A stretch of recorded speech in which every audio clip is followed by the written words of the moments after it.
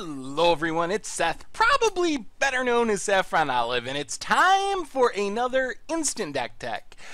Today we're heading to Standard to check out a pretty sweet deck.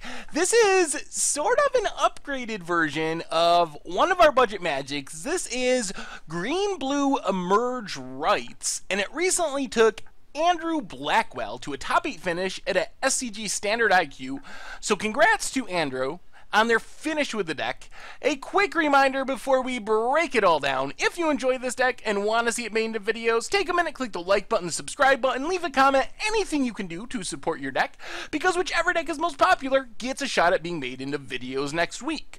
So Green-Blue Emerge Rite is built around chaining together Elder Deep Fiends, a huge 5/6 for 8 mana, but you get to cast it for cheap if you emerge, so you sacrifice a creature to reduce its mana cost, and when you cast it, you get to tap down 4 of your opponent's permanents. So sometimes, most often, you play this on your opponent's upkeep, tap down their land so they really can't do anything, cast another one the next turn. You kind of time walk your opponent multiple turns in a row.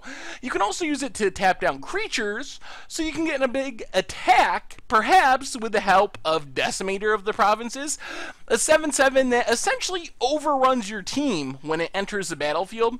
It also has Emerge, so you can sack creatures to make it cheaper. What makes this all possible is Sanctum of Ugin, a land, adds colorless, but whenever you cast a colorless spell with converted mana cost 7 or more, you can sack it, search up a colorless creature. So you cast an Elder Deep Fiend, sack it, get another Elder Deep Fiend, and then sack the next one, get another one, eventually get your Decimator, an overrun for the win. The deck wants this package so badly, it's even playing Uvenwald Hydra as a way to search up the Sanctum of Ugin.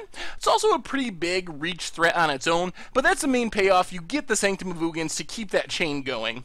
As far as the rest of the deck, you have some Emerge targets, so these are the things you want to sack to the Elder Deep Fiend and Decimator to make it cheaper.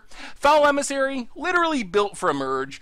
Only a 1/1 for 3, but it gets you another creature, most likely, when it enters the battlefield, assuming you got one in your top 4.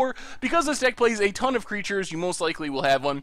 And then when you emerge it, or sacrifice it to an Emerge creature, you get a 3/2 token, so pretty good value there. Nissa gets you a land.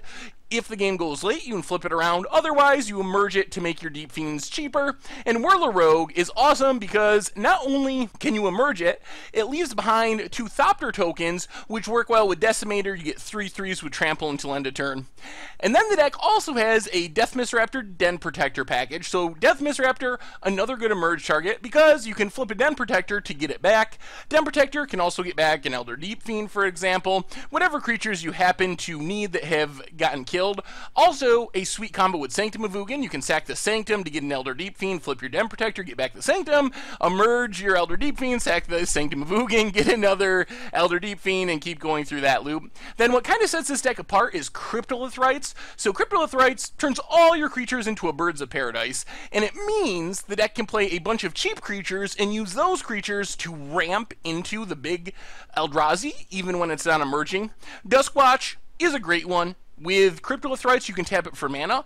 Also, you can tap other creatures, including Duskwatch, to pay the 3 mana needed to look at your top 3 cards and grab a creature from among them. So if you have a bunch of creatures on the battlefield, you can just dump all your Cryptolith Rites mana into Duskwatch and potentially draw multiple cards a turn. Elvish Visionary can be emerged, also draws your card when it enters the battlefield, and is pretty awesome as a Birds of Paradise. And Sylvan Advocate, just the most efficient 2-drop in the format.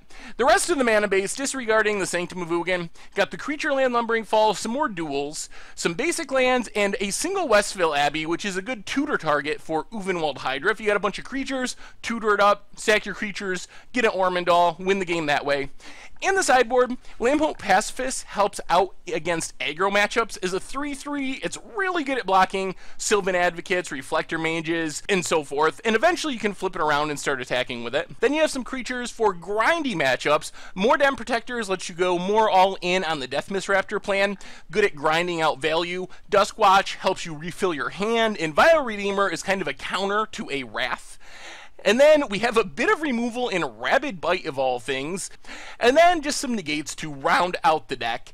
Anyway, that is Green-Blue Emerge Rites for Standard. Deck looks super sweet. That's been our Instant Deck Tech for today. Thank you very much for watching. I hope you enjoyed the video. And I will talk to you soon.